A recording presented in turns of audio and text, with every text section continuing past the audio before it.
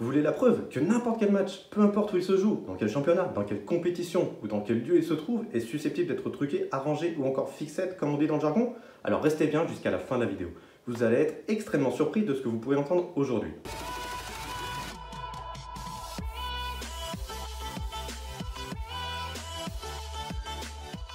Hello tout le monde, j'espère que vous allez bien. Alors cette vidéo fait suite à d'autres vidéos précédentes publiées lors du Mondial 2018 où j'avais entre guillemets buzzé, avec notamment une vidéo sur la preuve que la Coupe du Monde 2018 était truquée. Je vous avais partagé à l'époque un extrait où Michel Platini parlait explicitement d'arrangement sur les tirages au sort de la Coupe du Monde 1998. Petite magouille en faisant aussi que quand on a organisé, parce qu'il faut organiser le calendrier, on a organisé le calendrier. Oui. On a fait une petite magouille que si on finissait premier et le Brésil premier, ils ne pouvaient pas se rencontrer avant la finale. Pas mal. Ben oui, bien sûr. Écoutez, on est à la maison, il vaut mieux profiter des choses. Hein. Bon, alors on ne va pas s'emmerder pendant 6 ans à organiser la Coupe du Monde si on ne peut pas faire quelques petites magouilles. Et vous pensez que les autres, ils ne le faisaient pas aux autres Coupes du Monde, tu penses? Et cette vidéo avait, pour le moins qu'on puisse dire, vraiment partagé les opinions. Aujourd'hui, on va aller beaucoup plus loin dans le vif du sujet, puisqu'on va carrément parler d'un livre de Wilson Raj Perumal. Alors là, vous allez me dire, qui c'est hein, c'est qui ce pèlerin? Explique-nous tout, hein, nous on ne connaît pas. Alors, je vais tout vous dire. Il s'agit d'un Singapourien, ancien syndiqué de la manipulation de matchs partout dans le monde. Oui, j'ai bien dit, partout dans le monde. Ce fameux Wilson a fini par être arrêté en 2011 en Finlande, puis a été le premier manipulateur de matchs asiatique à collaborer avec les autorités. Par la suite, il a publié son propre livre qui s'appelle Kelong Kicks, dans lequel il nous parle d'une quantité astronomique d'anecdotes sur ce qu'il a pu faire dans son passé de truqueur de match. Alors, la première leçon qu'on apprend de ce livre, et c'est certainement la plus importante et la plus surprenante, c'est qu'il y a des matchs truqués dans tous les sports et dans tous les grands championnats et compétitions, y compris la Coupe du Monde de foot. Voilà, comme ça, le décor est planté. Le premier exemple cité par l'auteur remonte aux Jeux Olympiques de 1996 à Atlanta pour le match Portugal-Tunisie où Wilson s'était arrangé avec la défense tunisienne pour qu'il perde par au moins 2 buts d'écart. Résultat, 2-0 pour le Portugal. Et dans ce tournoi, il en a d'ailleurs été de même pour le match USA-Tunisie où là aussi, il y a eu 2-0. Et voilà. Argent facile. Ensuite, direction Brésil-Ghana, lors de la Coupe du Monde 2006. Match qui avait beaucoup fait parler à l'époque. Je m'en souviens comme si c'était hier. Hein. Étant supporter du Brésil, on ne peut que s'en rappeler. Au final, il confirme les soupçons sur cette partie, car là aussi, un arrangement avait été passé entre lui et les entraîneurs gardiens du Ghana, pour qu'il y ait victoire du Brésil par au moins 2 buts d'écart. Et de mémoire, il y avait eu 3-0 pour le Brésil, avec un but fantastique à la Ronaldo.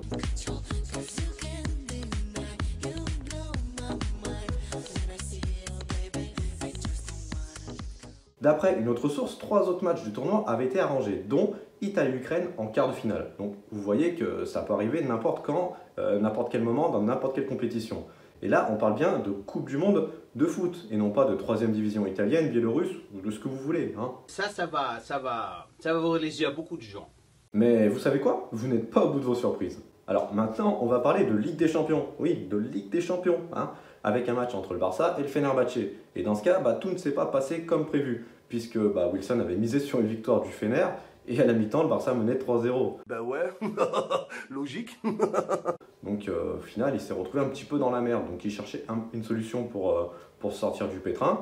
Et ce qui s'est passé, c'est qu'il a voulu s'arranger avec les stadiers pour faire couper l'éclairage du stade à la mi-temps, en espérant que le match soit arrêté plus de 45 minutes dans le but de faire rejouer le match. Mais malheureusement pour lui, les techniciens ont utilisé un générateur et la lumière fut, ce qui lui fit perdre environ, un petit peu plus de 650 000 euros. C'est drôle quand même, hein. Conclusion, même un match truqué n'a pas 100% de réussite. L'auteur nous explique aussi que beaucoup de joueurs acceptent un arrangement avant une partie, puis font marche arrière une fois le coup d'envoi donné.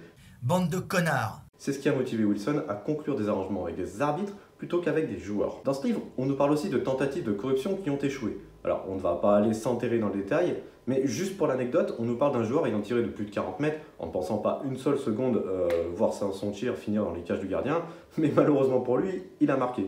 Et là, sa réaction a été un petit peu bizarre, puisqu'il s'est mis les mains sur la tête en se disant, l'air de se dire merde, la boulette, qu'est-ce que j'ai foutu quoi. Après, on peut aussi parler d'histoire de penalty à retirer pour donner une chance au tireur de marquer et de faire passer le prono, mais manquer de nouveau pour le joueur lors d'un Singapour-Thaïlande. Wilson nous parle également de cas de match où il peut y avoir plusieurs fixeurs sur ce même match, c'est-à-dire qu'il y a plusieurs personnes qui concluent des arrangements, soit avec les arbitres, soit avec les joueurs. Et dans un cas précis, il s'était arrangé lors d'un match entre le Zimbabwe et la Chine avec les joueurs africains pour qu'ils perdent par 2 buts d'écart. Mais l'autre fixeur du match avait demandé aux Chinois de ne pas gagner.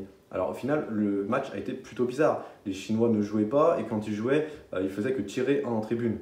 Bon, après, ils ont fini par abandonner leur arrangement, les Chinois, et ils ont gagné 3-1. Ça a donc fait les affaires de Wilson. Pour information, comme je l'ai dit précédemment, Wilson a fini par préférer les arbitres aux joueurs. Mais en ce qui concerne les joueurs cibles préférés de Wilson, il s'agissait principalement des gardiens, des défenseurs centraux et de joueurs africains, et accessoirement de membres du staff, comme les entraîneurs de gardiens du Ghana. De plus, pour certains matchs internationaux en Afrique, concernant des petites nations, personne ne rapporte à la FIFA ce qui se passe sur les terrains, excepté le score final et les faits de jeu principaux. Donc c'est un peu porte ouverte à toutes les fenêtres dans ces cas-là. Ouais, c'est pas faux. Après, il nous parle aussi de derniers matchs de phase de poule avec une équipe déjà éliminée, ce qui me rappelle certains matchs de la Coupe du Monde 2018, avec notamment le soporifique France-Danemark. Bon, bah, les deux équipes étaient qualifiées, je crois, mais il n'y avait eu rien du tout. Je crois qu'il y avait eu 0-0, le néant total.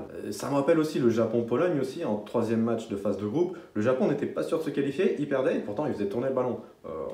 J'avais pas trop compris ce qui se passait, mais bon, bah, j'avoue que maintenant je comprends un petit peu mieux. Parfois, Wilson organisait lui-même ses propres matchs internationaux. Je vous laisse imaginer le carnage. Ensuite, il vient nous expliquer comment c'est possible de truquer des matchs dans des ligues majeures. Ouais, parce que bah, là, on se pose vraiment des questions. Hein. Dans cette optique, ce sont les agents de joueurs qui jouent un rôle prépondérant auprès de leurs protégés en leur faisant passer des messages, bien des ordres, tout simplement. On nous explique également que pour forcer des joueurs à coopérer, certains arrangeurs de match accordaient des crédits de jeu d'argent aux joueurs et aux arbitres. Et une fois qu'ils perdaient et étaient dans la merde, on leur suggérait de truquer les matchs pour régler leurs dettes. Voilà comment des joueurs très bien payés au départ peuvent se retrouver à devoir truquer des matchs.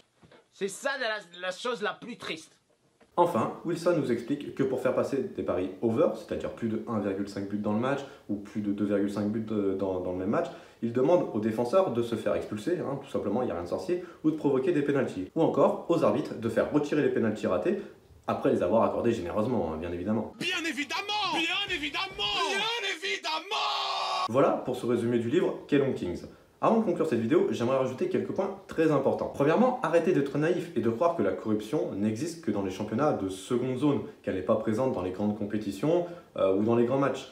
Aujourd'hui, la partie qu'on voit de l'iceberg avec des manipulations, c'est à peu près un match sur 100. Mais donc ça veut dire qu'il y en a sans doute pas mal plus. Nous parlons de 500 milliards d'euros, chiffre Interpol en 2012, de paris illégaux à travers le monde. Ensuite, évidemment, tous les matchs ne sont pas truqués, hein, mais faites très attention avec votre argent lorsque vous pariez sur des sites en ligne. Car aucun résultat n'est garanti à 100%, même s'il s'agit d'un match arrangé, on l'a vu juste avant. Maintenant, j'ai une question pour vous. Pensez-vous déjà avoir vu un match arrangé, que ce soit à la télé ou directement au stade? Si oui, bah dites-moi quel est ce match, quand il a eu lieu. Dites-moi ça dans les commentaires parce que ça m'intéresse vraiment de savoir. Voilà, ça va être tout pour cette vidéo. J'espère qu'elle vous aura plu. Si c'est le cas, pensez à liker, à partager, à commenter. Si vous n'êtes pas abonné à cette chaîne, abonnez-vous. Ça prend 5 secondes, c'est gratuit. Et vous aurez accès à un large choix de vidéos parlant aussi bien de foot que de fitness. Oui, parce qu'à la base, c'est pas vraiment une chaîne de foot, c'est plutôt une chaîne axée sur le fitness. Pensez aussi à activer les notifications pour être informé à chaque sortie de vidéo. Sur ce, je vous laisse et je vous dis à la prochaine.